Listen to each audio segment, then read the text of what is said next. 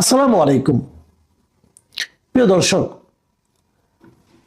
জগন্নাথ বিশ্ববিদ্যালয়ের যে ছাত্র সংসদ নির্বাচন, সেই নির্বাচনের ফল আমরা পেয়েছি এবং সেখানে দেখেছি যে ইসলামী ছাত্র শিবিরের সমর্থিত যে প্যানেল, তাদের একটা ভূমিধস বিজয় হয়েছে। তারা 21টি আসনের মধ্যে 16টি পেয়েছে, তার মধ্যে ভিপি, জিএস, এজিএস আছে। এটাকে অবশ্যই আপনি একটা বড় বিজয় বলবেন, কিন্তু এটা কি হঠাৎ বিজয়? এটা কি আচমকা বিজয়? না, তা বলা যাবে না। বলা যাবে না এই কারণে যে এ ধরনের বিজয় এর আগে ডাকসুতে হয়েছে, জাহাঙ্গীরনগরে হয়েছে, রাজশাহী বিশ্ববিদ্যালয়ে হয়েছে। এগুলো কিন্তু হয়েছে, ধারাবাহিকভাবে হয়েছে। এখন অনেকে নানাভাবে ব্যাখ্যা করার চেষ্টা করছে কেন হয়েছে। আমি একটা কথা সামান্য আপনাকে বলি, ধরা যাক, হাইপোথেটিক্যালি ধরেন, যদি এগুলোতে ছাত্র দলের বিজয় হতো, তাহলে কি আপনি জিজ্ঞাসা করতেন যে কেন ছাত্রদল জিতলো? জিজ্ঞাসা করতেন না, কারণ আপনি ভাবতেন ওটাই স্বাভাবিক। কিন্তু যখন ছাত্র শিবির জিতে যায়, তখন আপনি অবাক হন, বিস্মিত হন এবং জিজ্ঞাসা করেন যে কেন জিতলো। আমার মনে আছে, একটা ঘটনা কাকতালীয় হতে পারে। আমি একটা কাজে, আমার একটা একটা পারিবারিক কাজে আমি মাঝখানে রাজশাহীতে গিয়েছিলাম। রাজশাহী বিশ্ববিদ্যালয়ের একজন অধ্যাপকের একটা মেয়ের বিয়েতে আর কি। সে ওখানে যেদিন আমি গেলাম, যাওয়ার পর দিন আমি রাজশাহী বিশ্ববিদ্যালয়ের ক্যাম্পাসে ছিলাম রাতে। তো থাকার পর পরদিন যেদিন রাকসু নির্বাচনটা হয়ে গেল, ওদিনে রাতে আমি যে এখানে পৌঁছেছিলাম, পরের দিন সকালে পৌঁছেছিলাম। পরের দিন সকালে আমি ওখানে পৌঁছেছিলাম। পৌঁছে ক্যাম্পাসের মধ্যে একটা ওদের যে রেস্টুরেন্টে সবাই তারা খায়, ওখানে ওপেন জায়গায়, সেখানে আমি সকালে নাস্তা করছিলাম। ওখানে বেশ কয়েকটা মিডিয়ার লোকজন ছিল, বিভিন্ন ঢাকার মিডিয়া। তাদের একজন আমাকে দেখে তারা চিনতে পারলো, যে কোনো কারণে হোক চিনে আমার কাছে তারা গেল, যে জিজ্ঞাসা করলো, আপনার কি মনে হয় এর রাকসুতে শিবিরের বিজয়টা কেন হয়েছে? তা আমি সরলভাবে বলেছিলাম যে স্টুডেন্টরা তাদেরকে ভোট দিয়েছে, তাই তারা জিতেছে। এটা পরে দেখলাম যে বিভিন্ন মিডিয়াতে অনেকে দেখলাম, এটা সামাজিক মাধ্যম অথবা অনেকেই দেখলাম এটা খুব শেয়ার করেছে এবং বলেছে আমি এটা বলেছি। হ্যাঁ, আমি এটা বলেছি। আমি কিন্তু এটা ঢাকা বিশ্ববিদ্যালয়ে বলেছি, সব জায়গায় বলেছি যে স্টুডেন্টরা ভোট দিয়েছে তাই জিতেছে। আপনি বরং প্রশ্ন করেন স্টুডেন্টরা কেন ভোট দিল, এবং এই প্রশ্ন করার জন্য আপনাকে বেশি দূর যাওয়ার দরকার নাই। আপনার ঘরেই একটা স্টুডেন্ট আছে, হয়তো বা সে ঢাকা ইউনিভার্সিটিতে পড়ে না, হয়তো জাহাঙ্গীরনগরে পড়ে না, জগন্নাথে পড়ে না, রাজশাহী ইউনিভার্সিটিতে পড়ে না, চিটাগাং ইউনিভার্সিটিতে পড়ে, হয়তো এখানে কোনোটাতেই পড়ে না, হয়তো সে একটা বেসরকারি বিশ্ববিদ্যালয়ে পড়ে, হতে পারে। কিন্তু কিন্তু তাকে জিজ্ঞাসা করেন, সে বলতে পারবে কেন ঘটনাটা ঘটেছে। এটা আসলে পার্টিকুলার কোনো একটা বিশ্ববিদ্যালয়ে ঘটেনি, এটা একটা জেনারেশনের মধ্যে ঘটেছে, একটা প্রজন্মের মধ্যে ঘটেছে, একটা প্রজন্মের মধ্যে পরিবর্তন হয়ে গেছে। আমি আপনি টের পাইনি, এই জন্য আমি আপনি অবাক হচ্ছি, ওরা কিন্তু অবাক হয়নি। এটাই বাংলাদেশের রাজনীতির বর্তমান বাস্তবতা। এই বাস্তবতাকে যদি আপনি মেনে নিতে না পারেন, তাহলে আপনি অবাক হবেন, বিস্মিত হবেন। আর যদি মেনে নিতে পারেন, তাহলে ভাববেন যে হ্যাঁ, এটাই স্বাভাবিক। এখন আমরা আলোচনা করি যে কেন হলো। যারা এটাতে অবাক হন, তাদেরকে একটু উপলব্ধি দিতে চাই আমি। ভাই, আপনারা একটু চিন্তা করুন সোসাইটিতে কি ঘটছে এবং কেন ঘটছে। আমি কিন্তু এর ভালো মন্দ নিয়ে কথা বলছি না। আমি আবারও বলি, আমি এখনো মনে করি আমাদের এই প্রজন্ম চায় বলেই এই রেজাল্ট আসছে। এবং যে কথা আমি শেষে বলবো, সেটা আগে একটু বলে নেই, যে আগামী নির্বাচনেও আমাদের ভোটাররা যা চাইবে তাই ঘটবে। যদি সেখানে ম্যানিপুলেশন না হয়, যদি সেখানে ভোট ডাকাতি না হয়, যদি সেখানে নির্বাচনের নামে কোনো হঠকারী সিদ্ধান্ত কেউ না নেয়, তাই ঘটবে যা ভোটাররা চাইবে। এখন ভোটাররা কি চায় প্রথমত বলে নেই। এই যে স্টুডেন্টরা, এই যে ইয়াং প্রজন্ম, নতুন একটা প্রজন্ম, তারা যে ইসলামী ছাত্র শিবিরকে ভোট দিয়ে নির্বাচিত করছে, তারা কি জাতীয় নির্বাচনে ভোটার না? তারাও ভোটার। তারা যে পরিবারে থাকে সেই পরিবার ভোটার না? সেই পরিবারও ভোটার। আমি একটা অদ্ভুত একটা জিনিস দেখলাম, আমি আপনাদেরকে এটা একটু শেয়ার করতে চাই। একটা পত্রিকায় দেখলাম যে ওনারা বেশ কিছু লোকের সঙ্গে আলাপ করেছে, অনেক স্টুডেন্টের সঙ্গে আলাপ করেছে ঢাকা ইউনিভার্সিটি এবং অন্যান্য ইউনিভার্সিটিগুলো রেজাল্টের পর। এবং সেখানে একটা মেয়েকে জিজ্ঞাসা করেছে যে তুমি কেন শিবিরকে ভোট দিয়েছো। সে বলছে কি জানেন, উত্তর শুনলে অবাক হয়ে যাবেন। সে বলেছে আমার মা বলেছে ওদেরকে ভোট দিও। মা কেন বলে? মা বলে এই কারণে, মা তার কন্যা সন্তানের নিরাপত্তা চায়। মা বুঝতে চেয়েছে যে কারা ছাত্র সংসদে আসলে তার কন্যাটা নিরাপদে থাকতে পারবে, সে মা বলেছে। আবার আরেক দিকে কথা, মা কেন বলেছে? মা তো আগে বলতো না, এখন মা কেন বলে? তার মানে মার মধ্যেও কি কোনো পরিবর্তন হয়ে গেছে? হ্যাঁ, হয়েছে। এই জায়গাটাতে আমাদের যে ট্র্যাডিশনাল পলিটিক্যাল পার্টিগুলো আছে, সেই পার্টিগুলোকে একটা শিক্ষা নিতে হবে। সেটা আমি বলি, আমি নিজে অনেক জায়গায় যোগাযোগ করে দেখেছি, এবং আমারও তো গ্রামে লোকজন আছে। গ্রামাঞ্চলে, মফস্বলে মেয়েদের মধ্যে জামাতে ইসলামী অসম্ভব, মানে অভাবিত তারা কাজ করেছে। এটা অন্য অন্য আমাদের ট্র্যাডিশনাল পলিটিক্যাল পার্টিগুলো চিন্তাও করতে পারবে না তারা কি পরিমাণ কাজ নারীদের মধ্যে করেছে।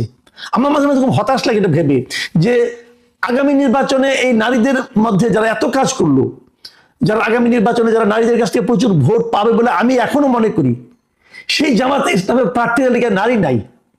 এটা আমাকে খুব আহত করে, হতাশ করে। কেন তারা এটা করছে? এটার কিন্তু আবার আফটার ইফেক্ট থাকতে পারে। এটা ওনারা ভালো বুঝবেন, ওনাদের হয়তো এটাই রাজনীতি, হয়তো এটাই বাংলাদেশের নারীরা চায় যে আমাদের উপর অন্য কেউ মাতব্বরি করবে, আমরা এটা মেনে নেব। আমি জানি না, আমি বলতে পারবো না, কিন্তু এটা আমাকে একটু হতাশই করে বলা যায়, একটু অবাক করে। কিন্তু বাস্তবতা হলো বাংলাদেশের প্রত্যন্ত অঞ্চলের নারীদের মধ্যে জামাতে ইসলাম অনেক কাজ করেছে, এবং জামাতে ইসলাম তাদেরকে প্রভাবিত করতে অনেক ক্ষেত্রে পেরেছে। তার প্রভাব আমরা এখনই কিন্তু বিভিন্ন জায়গায় পেতে শুরু করেছি।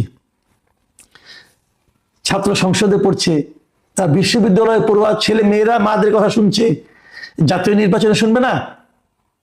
এটাও কিন্তু মাথায় রাখতে হবে। ব্যর্থতাটা কোথায়? কার ব্যর্থতা? অথবা সফলতাটা কোথায়? কেন সফলতা? এই নিয়ে অনেক ইকুয়েশন হয়েছে, অনেকে নানা কথা বলেছে। যেমন আমার নিজেরও কিছু ইকুয়েশন ছিল, আমার নিজের দুটো ইকুয়েশন ছিল, সে দুটো আপনাদের সঙ্গে আমি শেয়ার করি। প্রথম ইকুয়েশন হলো, এই বিশ্ববিদ্যালয়গুলোতে ছাত্রলীগ যখন ছিল, মানে আওয়ামী লীগের আমলে স্টুডেন্টদের উপর এক ধরনের টর্চার চলতো। টর্চারটা এরকম, তাদের মিছিলে যেতে হবে, তাদের কথা শুনতে হবে, পরীক্ষা তোমার গোল্লায় যাক, মিছিলে আসো, এরকম অনেক কিছু ছিল, গণরুম ছিল। এটা কারা করতো? আমরা হয়তো বলবো ছাত্রলীগ করতো, না, এটাকে ছাত্রলীগ ভাবলে হবে না, এটা আসলে করতো সরকারি দল। যে দলটা সরকারে থাকে তাদের যে ছাত্র সংগঠন, তারা এই কাজগুলি করত। এবং প্রশাসন, যেহেতু এই ছাত্র সংগঠনটা সরকারের আনুকূল্যে আছে, অত প্রশাসনও তাদেরকে সমঝে চলতো, তাদেরকে ভয় পেত। এই যে ছাত্র যারা ভোট দিয়েছে, তারা সেই সরকারি ছাত্র সংগঠনকে ভয় পায়। তো যেহেতু এখন একটা আওয়াজ সব দিকে উঠেছে যে হয়তো বিএনপি আগামীতে ক্ষমতায় আসবে, সে কারণে তারা, এই স্টুডেন্টরা বিএনপির ছাত্র সংগঠনকে ছাত্র সংসদে আনতে চায়নি। এটা একটা কারণ হতে পারে। এই কারণটা আমার বিশ্লেষণ, আমি এভাবে ভাবি, এটা আমি আগেও বলেছি, আবার রিপিট করলাম। যে কারণে তারা বিএনপিকে বাদ দিয়ে আর স্ট্রং যারা আছে তাদের মাঝখান থেকে ছাত্র শিবির সবচেয়ে স্ট্রং, তারা চলে এসেছে। একটা হতে পারে। আরেকটা হতে পারে, এই প্রত্যেকটা ছাত্র সংসদ নির্বাচনে ছাত্রলীগের কিন্তু অনেক ভোট আছে। ছাত্রলীগ আগে অত্যাচার করেছে, টর্চার করেছে, অমানবিক আচরণ করেছে। যারা করেছে তারা তো ছাত্র না, যারা করেছে, যারা করার মাধ্যমে যারা সুবিধা পেয়েছে, সেই সুবিধা ভোগীরা তো ছাত্র। তাদের তো অনেক লেয়ারের কিন্তু স্টুডেন্ট আছে। তো তারা কাকে ভোট দিয়েছে, তারা কাকে এবং কেন দিয়েছে সেটাও বলি। দেখুন, এই ছাত্রলীগ, আওয়ামী লীগ, এটা এমন একটা দল, এদের টাইপটা এমন, এটা হলো একটা বংশানুক্রমিক দল। মানে যারা আজকে ছাত্রলীগ করে, তাদের বাবারা খবর নিয়ে দেখেন, তাদের যারা বাবা, চাচা, মামা আছে, এরা সবাই আওয়ামী লীগ করতো। তাদের যারা ভাই টাই আছে, কাজিন আছে, হয়তো এরা যুবলীগ করে। এরকম ধারাবাহিকতা কিন্তু একটা আছে। তো গত 24 আগস্টের পর সারা দেশে ওই আওয়ামী লীগের সুবিধাভোগীদের উপর নানা ধরনের অত্যাচার হয়েছে, নির্যাতন হয়েছে, তাদের বিরুদ্ধে গণমামলা হয়েছে। এক একটা মামলা 150-200 লোককে আসামি করা হয়েছে। এবং এই প্রত্যেকটা মামলার বাদীকে যদি খবর নেন, তাহলে দেখবেন যে এর 95% মামলার বাদী হলো বিএনপির কোনো না কোনো লোক, হয় বিএনপি, নাহলে ছাত্র দল, নাহলে স্বেচ্ছাসেবক দল, নাহলে যুব দল, এরা কেউ না কেউ বাদী হয়েছে।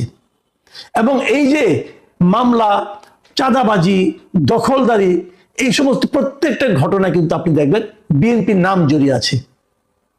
তো তারা যখন স্টুডেন্ট যখন ভোট দেওয়ার সময় দেখছে যে আমার পিতাকে দৌড়ের উপরে রেখেছে বিএনপি, আমার চাচা, মামা, খালা, ফুপু সবাইকে বিএনপি দৌড়ের উপরে রেখেছে, তো বিএনপির ছাত্র সংগঠনকে আমি কেন ভোট দেব?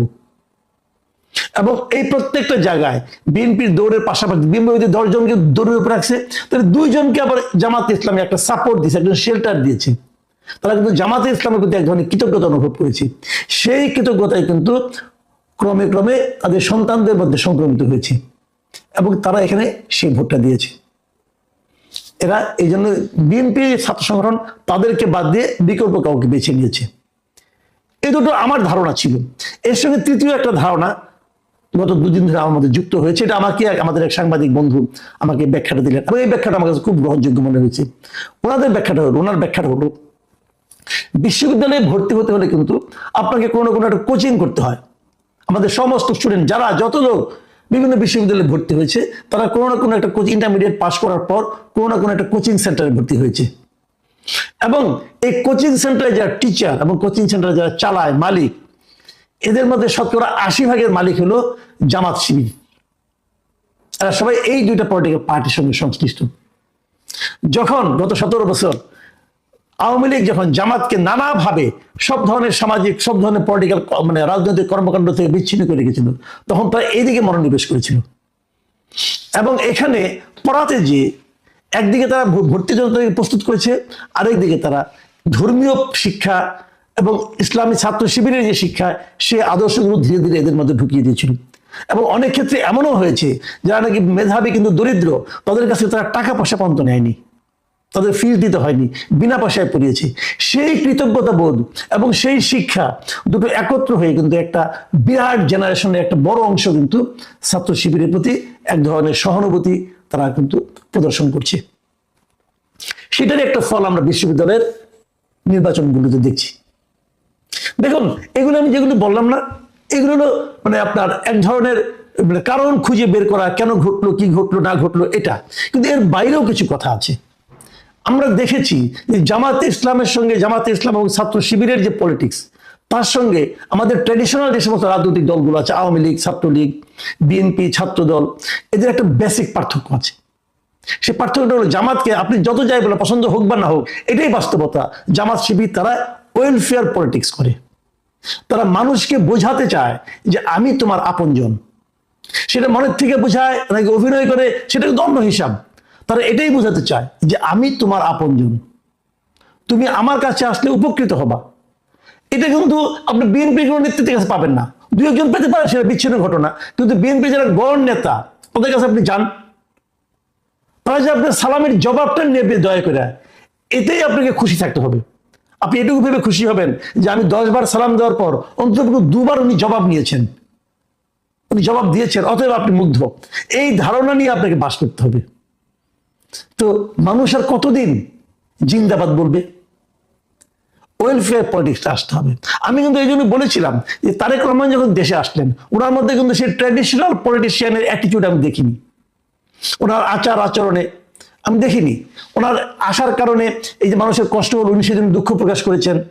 ওনাকে কেউ একজন গালি দিল, তাকে উনি আপনার জেলখানা থেকে ছাড়িয়ে আনার জন্য সুপারিশ করেছেন, বলেছেন আমাকে কেউ গালি দিতেই পারে, সমালোচনা করতেই পারে, এই জন্য তাকে আপনি জেলে নেবেন কেন? এটা কিন্তু ট্র্যাডিশনাল পলিটিক্সের মধ্যে পড়ে না। উনি কিন্তু উনি আসার পরেও সেটাও তো ছাত্র দলকে হাত জিতাতে পারলো না। এটারও কারণ আছে। এটা হলো উনি যে অল্প সময় এসেছেন, মাত্র কয়েকদিন, উনি হাইপটা তুলতে পেরেছেন, মানুষের মধ্যে একটা জোয়ার উনি তুলতে পেরেছেন, হয়তো অটোমেটিক উঠে গেছে। কিন্তু সেটা সেই স্টুডেন্ট যা নাকি সবকিছু একটু লজিক দিয়ে চিন্তা করে, তাদের মধ্যে পর্যন্ত পৌঁছায় নাই। কি কারণে পৌঁছায় নাই? তারেক রহমানের সঙ্গে সঙ্গে ওনার নেতৃবৃন্দের মধ্যে কি সেই পরিবর্তনটা আসছে? আমি একটা এক্সাম্পল দিয়ে বলি। এই যে আমি 3টা ঘটনার কথা বলি আপনাদেরকে। একটা হলো ওনার আসার কারণে যে যানজট হয়েছে, মানুষের ভোগান্তি হয়েছে, এই জন্য বিএনপি দুঃখ প্রকাশ করেছে। এই জন্য বিএনপি কিন্তু অফিসিয়ালি প্রেস রিলিজে দুঃখ প্রকাশ করেছে।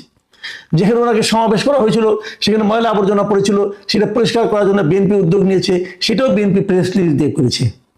এবং ওনাকে সমালোচনা করার জন্য যাকে গ্রেপ্তার করা হয়েছিল, তার ব্যাপারে তাদের কোনো ক্ষোভ নাই, তাদের কোনো অভিযোগ নাই, সেটাও বিএনপি প্রেস রিলিজ দিয়ে করেছে। আচ্ছা ভাই, এই প্রেস রিলিজগুলি এতদিন দেন নাই কেন? তারেক রহমান আসার কারণে কেন দিলেন? আসার পর কেন দিলেন? তার মানে এতদিন কি আপনাদের সঙ্গে তারেক রহমানের কথাবার্তা হয় নাই? হয়েছে। উনি দূরে ছিলেন বলে হয়তো এগুলো উনি দেখেন নাই। দূরত্ব একটা ফ্যাক্টর। কিন্তু আপনারা কেন উপলব্ধি করতে পারলেন না? আপনারা তো ওনার কাছে ছিলেন, আপনারা কেন ওনার সঙ্গে কথা বলে ওনার মন মানসিকতা বুঝেন নাই আপনার নেতা কি চায়? বুঝেন না ওনার উনি কোন পলিটিক্স চালু করতে চায়? আপনি কেন করেননি? করেননি এই কারণে, এটা যে করার দরকার এটাই তো আপনি ফিল করেন না। আপনি তো ওই রাজনৈতিক স্কুলে পড়েন নাই রে ভাই, আপনি তো সে ট্রেডিশনাল পলিটিক্সের মধ্যে আছেন। রাজনীতি পরিবর্তন হয়ে গেছে ভাই, রাজনীতি এখন জনগণের কাছে চলে যাচ্ছে। জনগণ সিদ্ধান্ত নিবে আপনি কি আচরণ করবেন, আপনার সিদ্ধান্তে জনগণ আর চলবে না। সেই রাজনীতি যদি না করতে পারেন, সামনে কিন্তু বেশি দিন সময় নাই। আমি কিন্তু সবাইকে বলছি, এটা মনে করার কোনো কারণ নাই যে বিএনপিকে আমি হেল্প করাতে চাচ্ছি। আমি ভাই হেল্প সবাইকেই করছি। আমি বলতে চাচ্ছি যেটা, সেটা হলো জনগণ সিদ্ধান্ত দেবে যে দেশকে চালাবে। জনগণ সিদ্ধান্ত দেবে আপনি পলিটিক্যাল লিডার আপনার কি আচরণ করা উচিত। সেটা আপনি যদি না মানতে পারেন, যে জনগণের সেই সিদ্ধান্ত, জনগণের সেই ইশারা যদি আপনি বুঝতে না পারেন, তাহলে আপনি আপনার জন্য নিজে কবর খুলবেন।